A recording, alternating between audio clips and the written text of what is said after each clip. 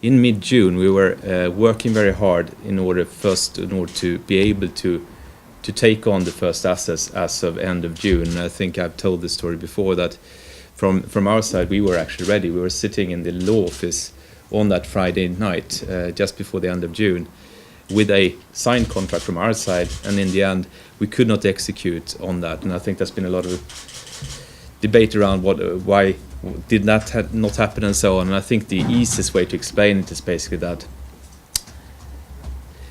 all transfers will actually include some sort of state aid. Even being able to sell assets can be considered as state aid in sort of a market which is quite depressed.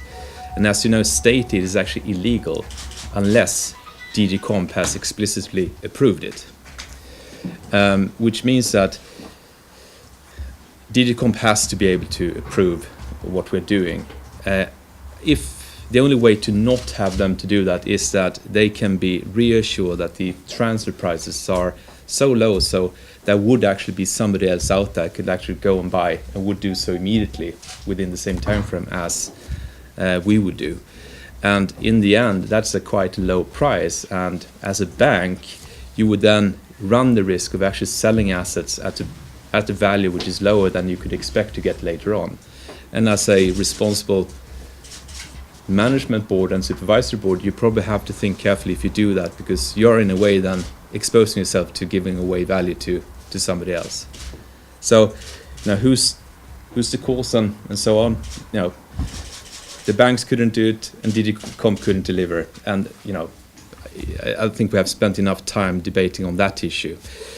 From that moment, though, it became very clear for us that we have to plan a little bit differently. We have to make sure that we are ready to execute on a much broader scale of asset transfers within a more limited time frame, because then it became clear that we're probably going to have decisions from DG Comp affecting up to 3 banks, where we have to then plan for taking on the assets more or less in bulk volume. Still, we need to make sure that we plan this appropriately and come back to how we intend to do so. But that changed basically the scope of our activities. So we started to basically plan and build up the organization, design much more around the decision process to actually manage the assets and so on. And we have been quite busy doing so, and we still are working on that right now. But it was sort of a slightly change of scope in terms of how we set ourselves up to do things.